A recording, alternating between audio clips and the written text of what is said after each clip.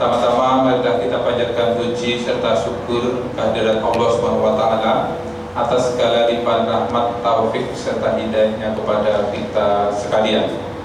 Tak lupa sholawat beserta salam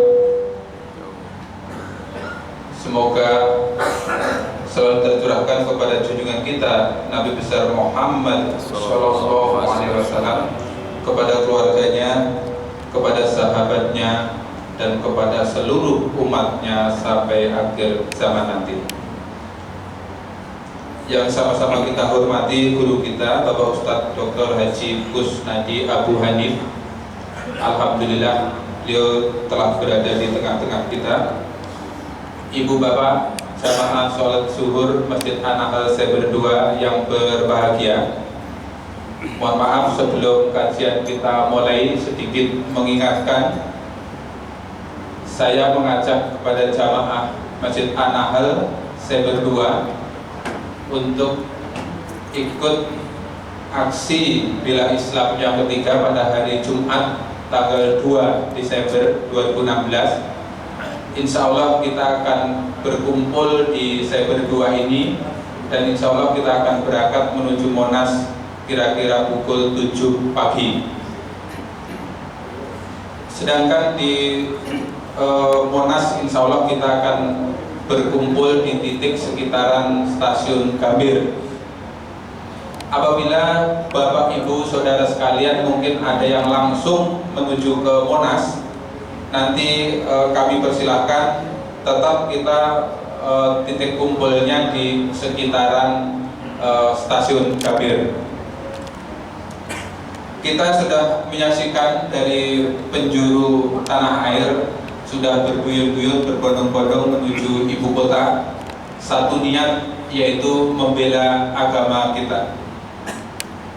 Seperti yang diantaranya dari beberapa wilayah, mulai dari Sumatera, Kalimantan, dan belahan provinsi yang lainnya, juga termasuk saudara-saudara kita yang dari Ciamis. Subhanallah, saudara-saudara kita dari Ciamis ini membela sampai berjalan kaki. Mungkin di antara Bapak Ibu tahu bahwa Ciamis Jakarta itu mungkin jaraknya kurang lebih 270 km. 270 km itu kalau Bapak Ibu berjalan kaki non-stop itu perlu waktu kira-kira 70 jam atau 2 hari setengah. Itu kalau berjalan kaki non-stop. Tapi ternyata ada beberapa teman yang menyampaikan begini, jalan kaki selama 70 jam itu tidak seberapa dibandingkan bagaimana Bapak Ibu yang dengar dan saksikan di layar televisi saudara-saudara kita yang di belahan dunia lain sana. Maksud saya seperti di Rohingya, salah satunya Rohingya Myanmar. Mereka untuk mempertahankan agamanya harus berhadapan dengan senjata, berhadapan dengan tentara. Bahkan sebagian saudara kita di Palestina, anak-anak, ibu-ibu, dan orang tua itu berhadapan dengan senjata, dengan bom, hujan mortir, hujan meriam. Jadi bagi sebagian saudara kita ini yang berduyun-duyun ke Jakarta dari Ciamis jalan kaki 70 jam itu tidak seberapa. Lalu bagaimana kita yang ada di Jakarta ini? Masihkah kita akan berdiam diri? Karena peluang emas untuk meraih surga itu di depan mata. Tidak ada peluang berikutnya lagi. Itu peluang emas yang kita bela, agama yang kita bela di dunia, yang insya Allah nanti akan membela kita kelak di hari akhirat. Untuk itu saya mengajak teman-teman, hari Jumat tanggal 2 Desember, mari kita kumpul di Seber ini, lalu kita menuju ke Monas. Tentunya dengan harapan, dengan niat, satu niat tiada lain adalah kita membela agama Allah, agama kita. Dan kita untuk menuju ke Monas, kita harus siap damai. Kita siap berdamai karena aksi kita adalah aksi super damai. Dan tentunya kita mengharapkan teman-teman membawa bekal secukupnya terutama peralatan untuk sholat. Kita siapkan karena nanti sholat Jumatnya di sekitaran lapangan Silang Monas. Mungkin itu yang perlu saya sampaikan. Mudah-mudahan nanti setelah ini kita bisa saling koordinasi. Apabila di antara Bapak Ibu yang ingin bergabung, bisa juga nanti Bapak Ibu bisa menghubungi di grup WA masjid. Bapak Ibu bisa mendaftar grup WA ke 0815 88 39 408. Nanti Bapak Ibu mendaftarnya gabung grup WA di 0815 88 396. Saya ulangi 0815 88 39 408. Mungkin itu saja yang dapat saya sampaikan. Terima kasih atas segala perhatiannya. Marilah sama-sama kita simak pelajaran kita hari ini yang akan disampaikan oleh guru kita Bapak Ustadz Dr. Haji Kusnadi Abu Hanif. Insya Allah beliau akan menyampaikan kajian dengan tema pelajaran dari kisah sapi betina, yaitu dalam surah Al-Baqarah atau surah Quran, surah yang kedua. Untuk selengkapnya mari sama-sama kita simak materi yang akan disampaikan oleh guru kita Bapak Ustadz Dr. Haji Kusnadi Abu Hanif. Waktu dan kesempatan kami persilakan. Bismillahirrahmanirrahim. Assalamualaikum warahmatullahi wabarakatuh. Waalaikumsalam. Alhamdulillahi ala ihsanih wa syukur lahu ala taufiqihi wa imtinani. Asyhadu an la ilaha illallah wahdahu la syarika lah ta'ziman li sya'nih wa asyhadu anna Muhammadan 'abduhu wa rasuluhu ad-da'i ila ridwanih sallallahu alaihi wa ala alihi wa ashabihi wa ikhwani. Amma ba'du, ikhwani fillah wa akhwati fiddin, a'azzanallahu wa iyyakum.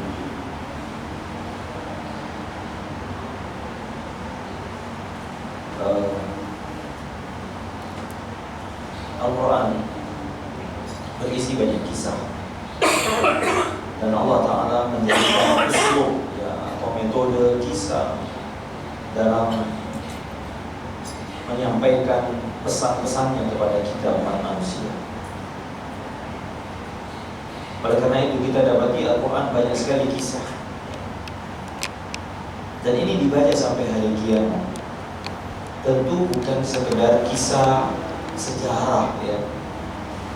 Karena Allah Ta'ala katakan faqsusil qasasa la'allahum yatafakkarun. Ceritakanlah kisah-kisah itu wahai Muhammad agar mereka mengambil pelajaran, berpikir. Ya. Laqad kana fi qasasihim 'ibratun liulil albab. Kata Allah, sungguh di dalam kisah itu terdapat pelajaran, ibrah bagi orang yang mau berpikir. Nah, kisah yang sering diulang-ulang di dalam Quran, kata ulama, kisah yang mendominasi adalah kisah tentang Bani Israel. Para ulama mengatakan, kenapa Bani Israel yang sering diulang-ulang? Ada yang tahu? Karena mirip pola dakwanya sama dengan pola dakwah Nabi Muhammad SAW. Jadi medan dakwah yang dihadapi Nabi Musa hampir serupa dengan medan dakwah yang dihadapi oleh Nabi Muhammad SAW. Ya, keras kepalanya, umatnya, ya, disiksa, ya, penyiksaan, ya, dan lain-lain, ya, itu sama, ya. Dari sisi sosial kemasyarakatan, tapi kita katakan Bani Israel adalah contoh yang sangat cocok untuk bagaimana berdakwah dengan benar.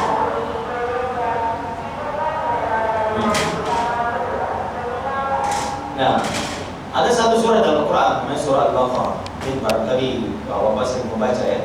Surah Al-Baqarah ini memiliki banyak keutamaan. Surah terpanjang. Ada berapa ayat, ya ikhwan? Surah berapa? 286, betul sekali. Surah terpanjang. Bahkan ayat terpanjang ada di ayat itu, yaitu surah ayat ke-282, satu halaman ya. Bahkan di dalamnya ada dua surah, dua ayat terakhir yang Nabi mengatakan siapa yang membacanya sebelum tidur maka lakafathu, maka akan mencukupi baginya. Ini mencukupi dari segala ini penjaminan dari segala bahaya sampai pagi. Ini ayat tentang amanah Rasul sampai terakhir. Mohon diamalkan itu ikhwan ya. Setiap kita mau tidur kita baca dua ayat. Siapa yang membacanya sebelum tidur akan mencukupi baginya sampai pagi. Ini dicukupkan dari segala, dijamin dari segala, terlindungi dari segala bahaya. Bahkan yang Nabi mengatakan la taj'alu buyutakum maqabira. Jangan jadikan rumahmu seperti kuburan. Yani tidak pernah dibacakan Al-Qur'an. Innal baita alladhi tuqra'u bihi suratul Baqarah, sesungguhnya rumah yang dibacakan surah Al-Baqarah akan syaitan akan lari dari rumah. Dan dalam surah Al-Baqarah ada ayat yang teragung di Al-Quran. Ayat apa itu ya? Ayat kursi. Ya, ayat kursi adalah a'adhamu surat, a'adhamu ayatin fi kitabillah. Kata Nabi, seagung-agung ayat dalam Al-Quran adalah ayat kursi. Ini sudah di surah Al-Baqarah. Sebagian kita jarang tahu bahwa kisah Al-Baqarah ini apa sih sebetulnya. Al-Baqarah artinya sapi betina. Kita akan bahas sekarang. Padahal ayatnya tidak terlalu banyak ya. Tapi dinamakan surah Al-Baqarah. Siapa yang menamakan surah Al-Baqarah? Tentu Nabi kita yang mulia sallallahu alaihi wasallam. Nah, kisah ini adalah kisah tentang Bani Israel. Israel siapa ya sih? Israel itu siapa? Israel siapa? Nabi Ya'qub, betul sekali. Arti Israel itu Abdullah, hamba Allah. Ini bahasa Ibrani. Maka ya akhi, jangan kita gegabah mencela Israel ya. Karena Israel itu nama Nabi. Kalau Anda ingin mencela Yahudi atau Zionis, makanya mereka senang kalau kita bilang Israel. Tapi mereka paling tidak suka kalau dibilang Yahudi. Kalau Israel mereka senang. Kenapa? Nama Nabi. Israel nama Nabi. Nabi kita yang mulia ini Nabi Ya'qub alaihi salatu wassalam. Baik, nah di zaman Nabi Musa kita lihat buka Quran semua ya. Masya Allah ya, habis Quran semua kayaknya. Gak yang bawa Quran. Dia hafal Quran semua ya. Surah Al-Baqarah ayat 67. Mari kita baca ya. Semua bawa Quran ya, di Androidnya. Surah Al-Baqarah ayat 67. Allah Ta'ala memulai wa idh qala Musa liqaumihi.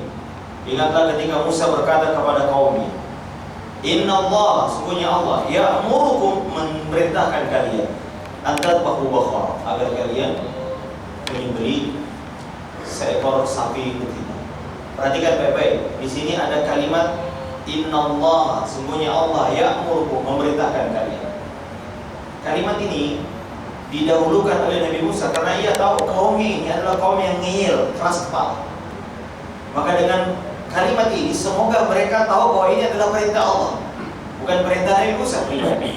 Sesungguhnya Allah memerintahkan kalian. Dengan ada kalimat Allah yang memerintahkan, semoga mereka mengagungkan perintah ini. Siapa yang memerintahkan kita sholat? Allah. Maka orang yang sholat berarti mengagungkan Allah yang memerintahkan kita sholat. Siapa yang memerintahkan ibu-ibu akhwat kita pakai jilbab? Allah. Maka dengan pakai jilbab berarti dia mengagungkan Allah yang memerintahkan. Siapa yang mensunahkan kita pakai jilbab? Nabi SAW. Maka berarti siapa yang berjilbab berarti dia telah memuliakan Nabi yang mulia SAW. Membangkang perintah berarti membangkang yang memerintahkan. Apalagi membenci perintahnya berarti membenci yang memerintahkannya. Maka lihat ya, Nabi Musa tahu betul karakter umat ini, sangat ngeyel. Ya. Maka mereka katakan Inna Allah ya'muru. Ya, semoga keagungan Allah itu ada dalam diri. Makanya ya akhi, dulu orang-orang Madinah ketika kaum muslimin sudah di Madinah, mereka sangat kalau dikatakan ya ayyuhalladzina amanu, mereka mendoa kepada ya Allah, apalagi yang akan kau perintahkan? Kami akan sami'na. Makanya ya ikhwan, belajar agama itu mulai dari tauhid dulu. Pondasinya adalah tauhid. Karena kalau sudah tauhid dada kita penuh, maka apapun yang diperintahkan kita akan mengagungkannya. Maka Aisyah radhiyallahu taala anha mengatakan awwalu ma nazala minhu suratun minal mufassal. Sesungguhnya ayat-ayat yang pertama kali turun di Mekah adalah ayat-ayat pendek-pendek. Fiha dzikrun nari wal jannah. Di dalamnya hanya surga neraka, Allah tauhid. Surga neraka. Enggak ada halal haram. Falamma azaban nasu ila Islam, ketika manusia sudah kokoh agamanya, kokoh Islamnya, barulah nazala al-halal wal haram. Ternyata tidak bagi orang Bani Israel. Allah belum masuk ke dalam hati mereka. Kenapa? Karena dia ngil. Makanya ini orang kalau diperintahkan, kalau sudah belajar tauhid, yaitu mengenal Allah dengan benar, mengenal haknya Allah, mengenal nama-namanya, mengenal sifatnya, mengenal perbuatannya, mengenal kedudukannya, mengenal keagungannya, maka setiap yang datang darinya pasti diagungkan. Ya. Tapi kalau tidak belajar tauhid itu ngeyel, Pak. Ini benar nggak sih jilbab itu wajib? Ya, ini benar nggak sih riba ini haram? Kayaknya sih enggak ya, orang banyak melakukannya. Karena tauhidnya belum ada. Makanya lihat ya akhwat ya, waktu ayat tentang jilbab turun, kata Aisyah radhiyallahu taala anha, itu wanita-wanita Madinah syaqqaqna murutahunna. Mereka mengambil kain selimut, kain gorden, langsung hari itu juga. Kenapa? Karena ya mereka tahu ini Allah yang menyuruh. Ya innallaha ya'murukum. Sesungguhnya Allah yang merintahkan kalian. Ya makanya ini beda sama kita sekarang, Pak ya, generasi sekarang ini. Dulu para salaf kita, Pak, kalau dikatakan ittaqillah, mereka gemetaran. Apa artinya ittaqillah? Takutlah kepada Allah, takwalah kepada Allah, mereka gemetaran. Kita susah, Pak. Ya. Umar bin Khattab radhiyallahu taala ketika sakaratul maut kan ditikam kan. Siapa yang menikam beliau? Orang Majus. Ya, orang Majus. Beberapa hari beliau sekarat karena isi perutnya semua keluar. Tapi kata para sahabat, tidak ada yang membangunkan dia dalam sakaratnya kecuali azan, sholat. Urusan sholat, ya Umar, as-sholat langsung bangun. Karena begitu agung kedudukan sholat di hati. Nah sama dengan kita, Pak. Kalau kita belajar tauhid dengan benar, dengar perintah Allah itu langsung greget. Nah ini Nabi Musa mencoba mengambil metode itu. Allah yang memerintahkan. Sesungguhnya Allah memerintahkan agar mereka menerimanya dengan lapang dada dan penuh pengagungan kepada Allah Jalla Jalla. Ternyata apa ya daya? Kita lihat aman. Qalu, mereka berkata, lihat sebentar. Lihat kata kalimat Baqarah. Baqarah di situ tidak pakai al ya. Tidak pakai al-Baqarah, tidak, tapi Baqarah. Maknanya adalah kalau dalam bahasa namanya ismun nakirah, yakni bermakna mutlak umum, sapi apa aja, yang penting betina. Mau warnanya ini, mau itu, mau tua, mau muda, yang penting sapi. Secara mutlak kan. Awal perintah ini mudah, tapi ternyata kita lihat nanti apa yang terjadi kan. Semakin sulit, semakin sulit. Kalau mereka berkata, ada takhiduna huzwa.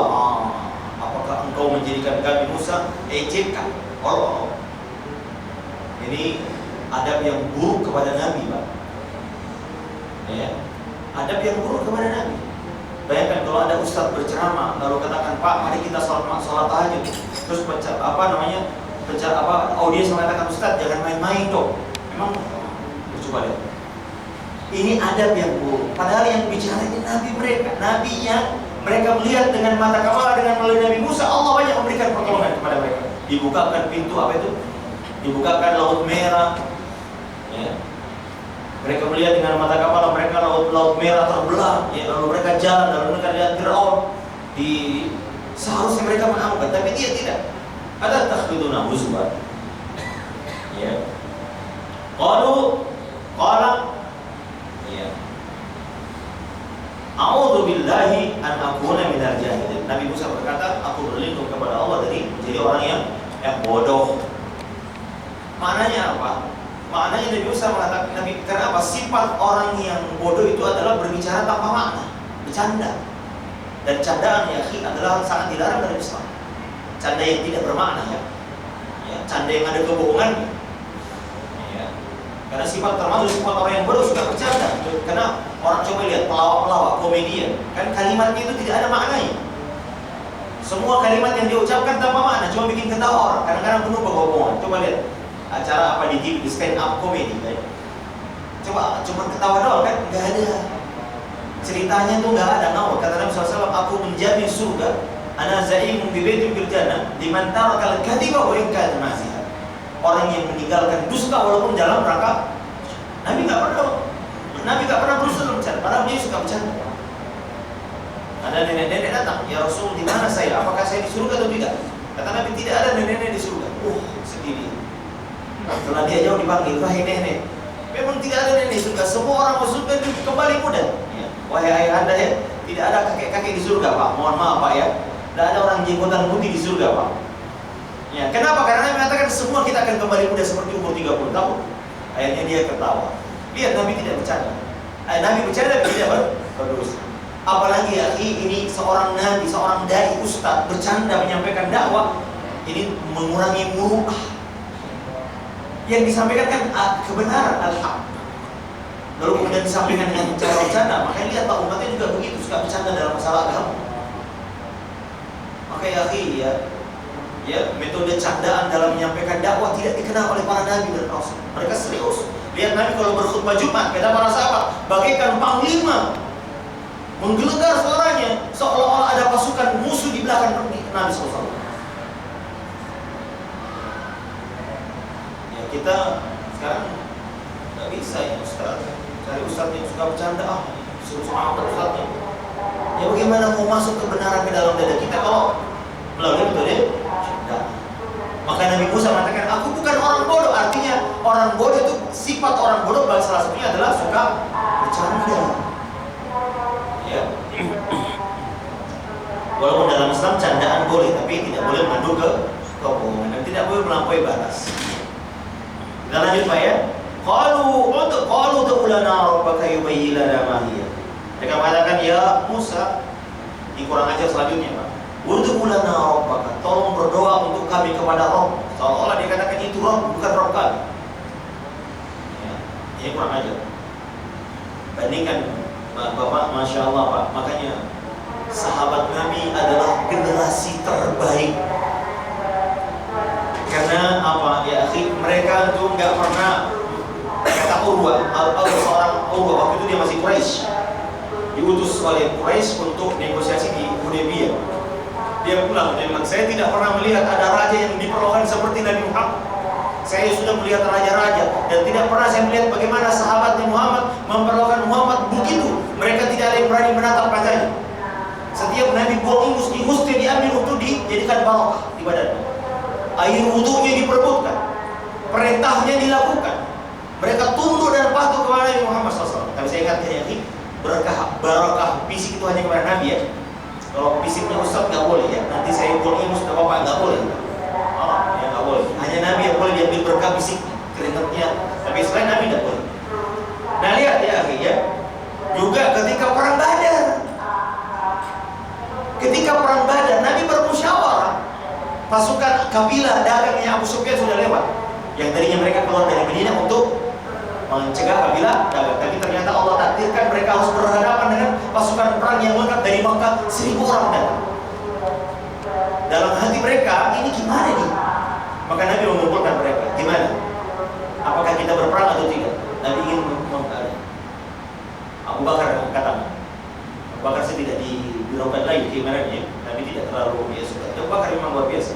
Kata Nabi, aku menawarkan Islam kepada semua orang, kan pasti ada ragu-ragu, kecuali Abu Bakar. Gak pernah ragu-ragu. Lalu kemudian Umar angkat tangan. Semuanya katakan, kami berperang ya Rasul, kami ikut bersama ya Rasul. Makanya pantas kalau ada mufassir mengatakan Pak, ketika menafsirkan apa itu siratal mustaqim, ihdinas siratal mustaqim, ada tafsiran mengatakan itu Abu Bakar dan Umar. Saking lurusnya ini orang Islam. Ya, Abu Bakar dan Umar. Sayangnya dua sahabat ini ada golongan yang mengkafirkannya. Anda tahu ya, yang mengkafirkan dua sahabat ini. Kalau saya disebut ya, SYIAH pokoknya. Dia bilang Umar dan Abu Bakar katanya kafir. Itu luar biasa. Padahal ini cuma dia. Tapi Nabi belum puas. Dia mana lagi? Siapa lagi? Asyiru, berusaha wahai manusia. Miqdad. Dan ini yang membuat Nabi sumringah ketika mendengar ini. Apa kata Miqdad? Ya Rasulullah, amdi bima arakallah. Majulah sebagaimana Allah perintahkan kepada. Padahal rumah kami di belakangmu. Wallahi demi Allah, la naqulu kama qalat Banu Israil. Kami sekali-kali tidak akan mengatakan apa yang dikatakan oleh Banu Israil kepada Musa. Apa kalimat Banu Israil kepada Musa ketika mau perang Pak? Di dalam Quran disebutkan dalam ayat lain. Fadhhab anta wa rabbuka faqatila inna hahuna qa'idun. Wahai Musa, ketika Musa membawa orang-orang Mesir, orang-orang Bani Israel sampai di Palestina, Pak. Di Palestina dikuasai orang-orang jahat. Ya, ada penguasa yang menguasai. Tidak bisa masuk kecuali harus berperang. Maka mereka mundur. Mereka katakan, "Fadhhab anta." Pergi engkau sama Tuhan, wahai Musa. Berperang berdua. Kami mau dulu. Kami tidak akan mengatakan seperti itu, wahai Nabi SAW. Masya Allah, Nabi kemudian sumringah. Lihat Pak, bedanya sahabat Pak. Padahal, ya akhi, ya, makanya hati yang paling baik itu hatinya para sahabat. Ya. Lalu ketika Umar bin Khattab masuk ke Palestina, ya, orang-orang Nasrani mengatakan, kami melihat sahabatnya Muhammad lebih baik daripada Hawariyun. Siapa Hawariyun? Pengikutnya Isa. Orang Nasrani tahu bahwa sahabat Nabi ini sahabat terbaik. Ketika mereka masuk ke Palestina, Pak, kata penguasa Nasrani, dalam saya sudah pernah ke gereja itu, ke gereja Nasrani yang tempat Nabi penguasa Konstantin itu menyerahkan kunci kepada Umar bin Khattab. Ya. Lalu mereka melihat bagaimana sahabat ini lebih baik daripada Nabi Isa alaihissalam. Lebih baik daripada sahabat Nabi Isa alaihissalam. Makanya ya akhi, Nabi mengatakan jangan engkau mencela sahabat. Maka Nabi pernah mengatakan jika terjadi perpecahan di antara kalian, maka kembalilah kepada sunnahku dan sunnah para sahabat. Bahkan Nabi pernah mengatakan ada 73 golongan akan kalian akan berpecah tali umat ini. Umat ini akan berpecah belah menjadi 73 golongan. Semuanya masuk neraka kecuali siapa yang masuk dalam surga itu, kata Nabi, adalah ma'ana alaihi wa ashabi, yaitu yang beragama di atas jalanku dan jalan para sahabat. Masya Allah, ini sahabat. Ya baik, kita lanjut. Yubayyin lana ma hiya. Coba bilang sama Tuhan, wahai Musa, agar berdoa, berapa umurnya itu sapi?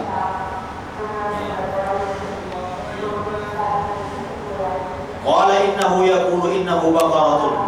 Maka Nabi Musa mengatakan, sesungguhnya Allah berfirman, sesungguhnya dia adalah baqarah, sapi betina, la faridun wa la bikrun, awanun baina dzalik, tidak terlalu tua dan tidak terlalu pertengahan.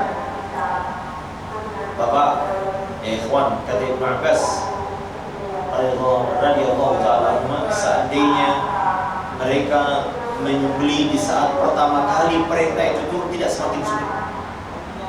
Maka itu Pak, Nabi pernah mengatakan sesungguhnya orang-orang sebelum kalian dibinasakan oleh Allah karena kathratu masailihim, terlalu banyak nanya. Harusnya masalah itu mudah tapi dipersulit. Ya, kalau bisa dipermudah kenapa dipersulit? Kalau bisa dipersulit kenapa dipermudah? Agama ini mudah ya. Jangan dipersulit. Dia menyulitkan. Kata Ibnu Abbas, seandainya pertama kali Allah Nabi Musa mengatakan sembelih sapi betina, sapi apa aja boleh, yang penting sapi.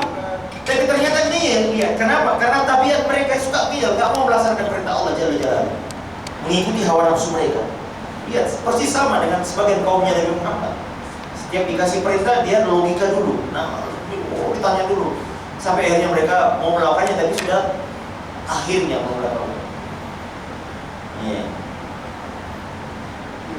Dan sudah Pak, nyari ila faridun yang tidak terlalu banyak melahirkan, tua kan, wala bikur, dan juga yang tidak pernah melahirkan, bukan yang tidak pernah melahirkan. Berarti mana? Sapi yang sekali atau dua kali melahirkan, kan susah itu Pak, nyari. Yeah. Fa'alu ma tu'alu, lakukan apa yang kalian perintah. Ini Nabi Musa sudah katakan, sudah lakukan. Ternyata tidak ya. Makanya Nabi pernah mengatakan, ma nahaitukum anhu fajtanibu, apa yang aku larang tinggalkan. Wa ma amartukum an bihi fa'tu minhu masabatun, apa yang aku perintahkan lakukan dengan kesabaran. Dan apa yang didiamkan oleh syariat itu rahmat bagi kita. Jangan sampai yang nanya. Makanya dulu Pak, para sahabat radhiyallahu ta'ala anhum mengatakan, kami dulu waktu tinggal di Madinah jarang nanya kepada Nabi. Kami lebih banyak mengamalkan yang perintahkan Nabi. Makanya mereka itu senang kalau ada Arab dari gunung bertanya kepada Nabi, mereka senang. Kenapa? Kok Bapak lihat dalam hadis kan, ada orang Arab kampung bertanya, kapan hari kiamat? Ada yang bertanya, amalan apa yang afdol? Ada yang bertanya banyak macam, ya. Sahabat Nabi itu senang kalau ada. Kenapa? Mereka itu pantang bertanya kepada Nabi. Kenapa? Bertanya itu dianggap ngeyel. Ada seorang sahabat namanya Fawas atau Nawas, saya lupa namanya.